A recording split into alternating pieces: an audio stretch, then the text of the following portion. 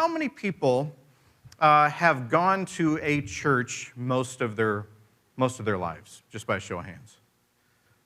Wow, that's a lot. I can't raise my hand because that's not me.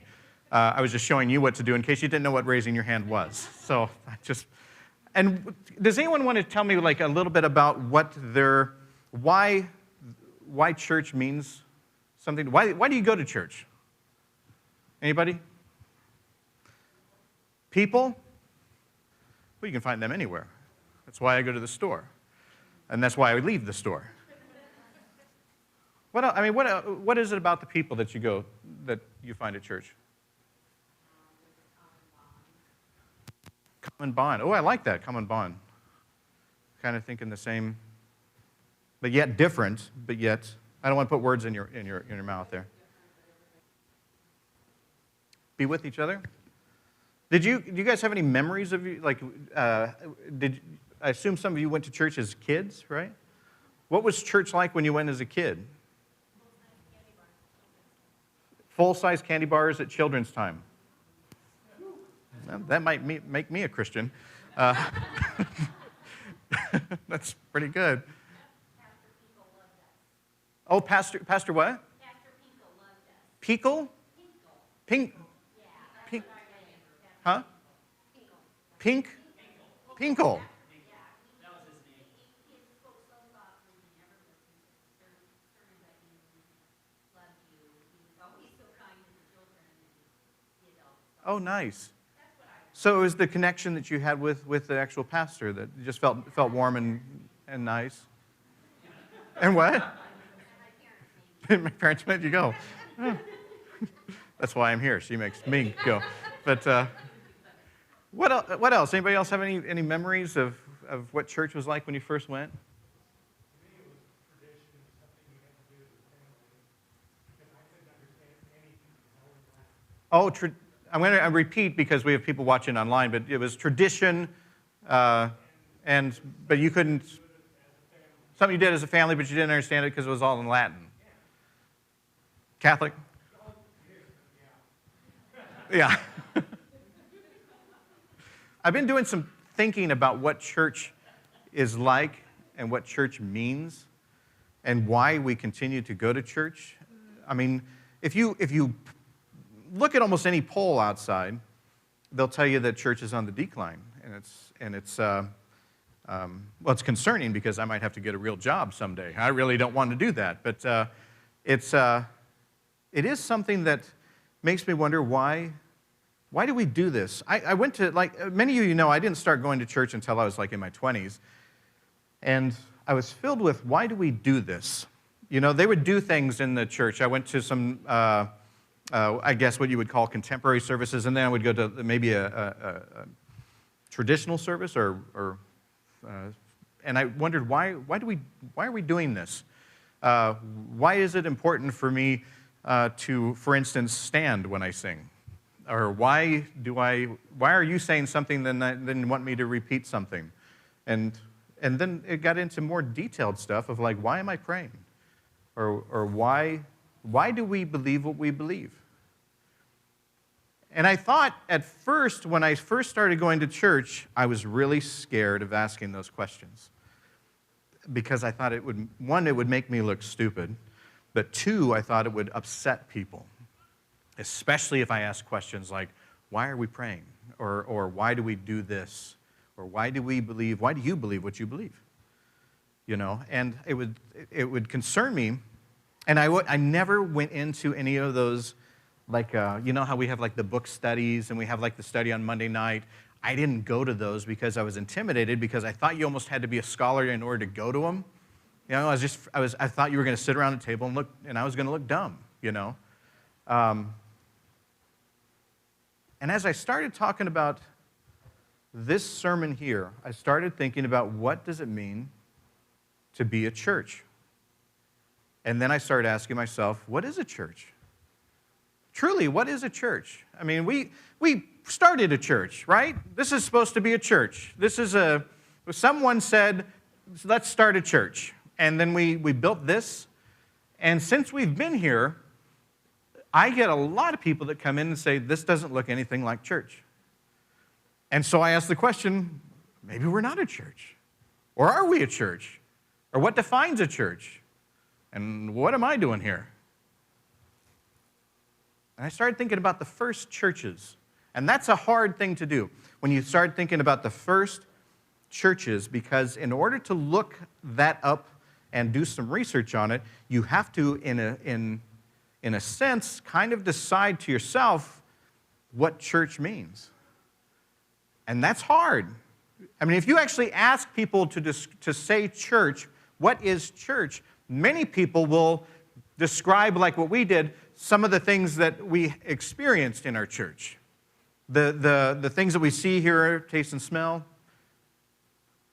But what is it about this that we do every Sunday and try to keep going and try to keep building and try to keep growing? Why? Why do we do that? If you look back in the Bible, well, first off, I would think that the first church, and believe me, I didn't even go and Google the definition of church because I wanted to stay away from that. But to me, a church is a place where we connect with God. Is that fair to say? In one way or another, we come here seeking a connection with God. And so for me, the first church might very well have been, if you go back to, if you want to go back to stories in the Bible, we could be talking about Genesis. We could be talking about Adam and Eve in the Garden of Eden talking with God. Could that have been a story of what somebody feels the first church might have looked like?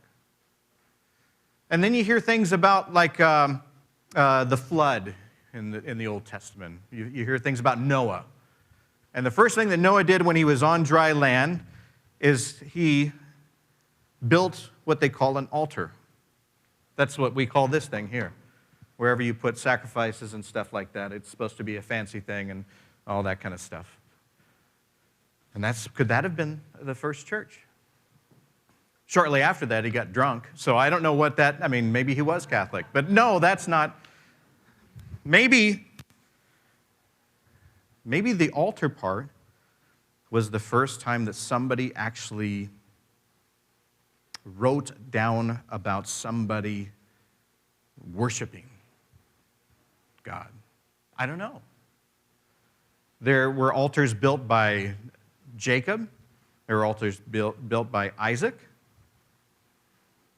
And then Jacob, he was a person that his name was actually changed to Israel because Israel actually means arguing with God. So is it okay then to build an altar to argue with God? Is that church? Can we question what we believe and question God in church? Or is that not worshiping God?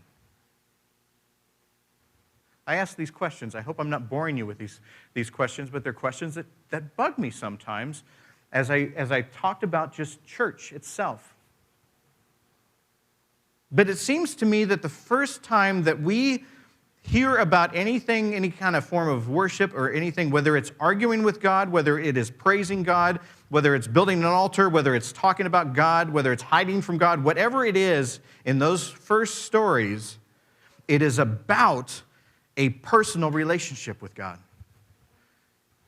It's about people actually wrestling, talking to, and communicating very intimately with a creator. I think that's kind of something. And then if you follow it down to the New Testament, you have Jesus, God on earth. Wow. Walking and talking with people. Sharing.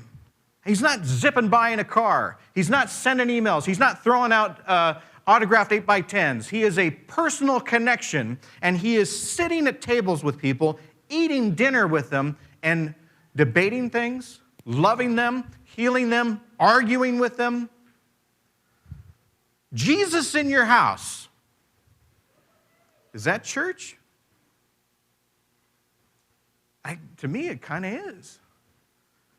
But some of those stories in the Bible, we've been walking through the whole book of Luke there. Some of those dinners, some of those conversations were not all that great. And some of them you might call pretty imperfect. There were non-holy moments that were very, very holy in the Bible. The stories that we would think that are an argument, or stories where even Jesus was questioning things.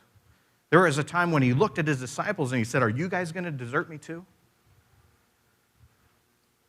Is that kind of dialogue, is that kind of questioning, is that kind of talk, is that church? I kind of think it is. But then there was something else going on at the time. You see, there was a time when, if you want to go back to the story of Moses, where God instructs Moses to kind of build this little carrier to symbolize where God is with them all the time.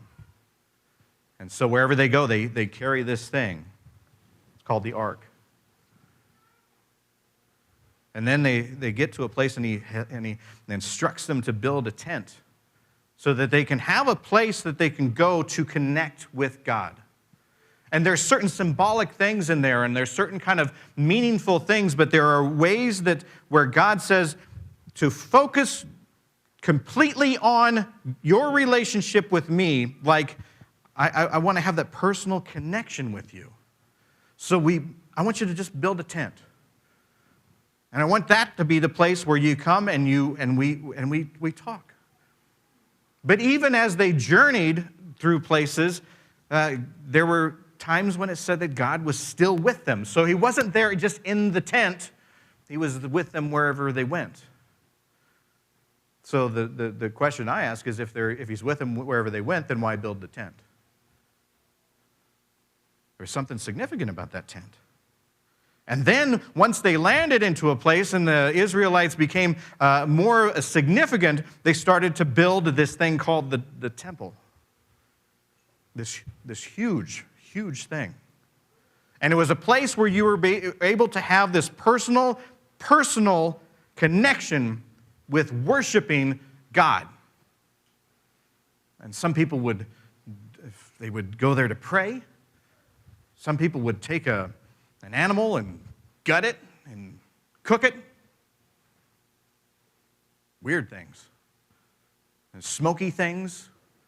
And then it started getting like, smoky things, and then you had to get like incense things, and then there was oils, and let's add all of this kind of stuff to it and everything. And now we have to have people that are in charge of this church, and those people in charge of the church, they become a little bit more, a little less about the church and a little bit more about them.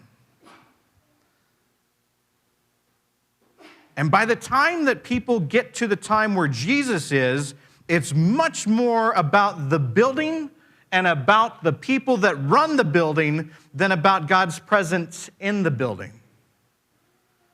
But people travel for miles because they want to connect with God. And the reason that they want to connect with God is because they want to have a personal relationship with God. But in order to have a personal relationship with God, they think that they have to go to the building. And in order to get into the building, they have to be of a certain way. They have to be of a certain race. They have to be of a certain income. They have to be able to pay for certain things to get into the building. And if you come from a different place, you have different currency. You have different money. And so the church has made it very convenient. They have money changers within the church. So it's no longer about a connection with God anymore. It suddenly becomes a connection of money. And they have these long steps to get up there. And you have to climb up there. Some people would crawl up there in prayer, in sacrifice.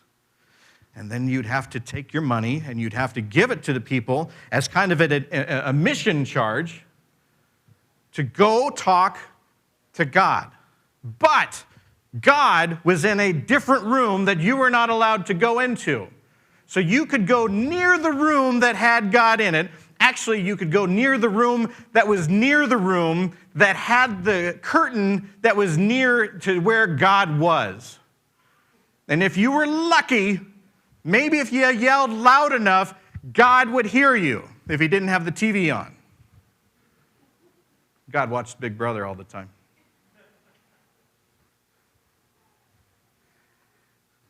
What started out as a personal relationship with God in the garden suddenly started to morph into a place of prestige and a place of power and a place of disconnection. The very place that we wanted to connect with God turned into a place of disconnection because, well, you often didn't feel like you were worthy to even step foot into the place. And then comes Jesus. Jesus who walked with people and brought the message of God into the most common places. Sometimes it was at a dinner table, sometimes it was at a synagogue, sometimes it was at a field, sometimes it was resting against a well. It didn't matter. What mattered to God, what mattered to Jesus, is that you didn't experience it all alone. Jesus was about bringing more people and letting people say, no matter what money you make, no matter what nationality you are, no matter who you are, this is me, and I'm here for you. And just like the stories from Genesis, Jesus is here in the present saying, hot dang, we're going to have a conversation. Welcome to church. And so when Jesus got to Jerusalem and he looked at the temple and he saw it filled with all of these money changers and all of these people selling goods, there were people there selling like little birds that you could kill and sacrifice and make the smoky stuff and go in there and try to worship God and all this kind of stuff. He grabbed a whip and he just kicked their butts out of there. And he said, my Father's house is a house of prayer, and you have turned it into a den of thieves. Those are harsh words. And then Jesus, we often talk about that part there where he just goes there and trashes the place. But what happened next was it said, and then Jesus stayed there for a while and preached to people. And people came to hear him. So there was something still about that building. There was something still about that place. Jesus was very upset in what it had turned into. But Jesus was bringing Christ into the building. There's something very special about when we gather together. There are personal relationships. There are personal walks with Christ. There are personal talks with God. God is with us wherever we go, just like with the people. But every once in a while, God is saying, I want you to build a tent where everyone can come in and experience the people, experience the relationships, experience what it's like to have something that we share. God is about a personal relationship with us, and God is about a community of people building the kingdom to be with God.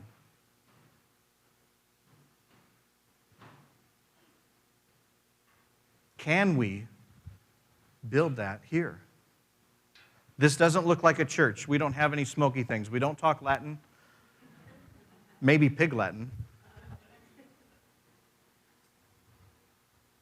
We don't have a lot of bells and whistles.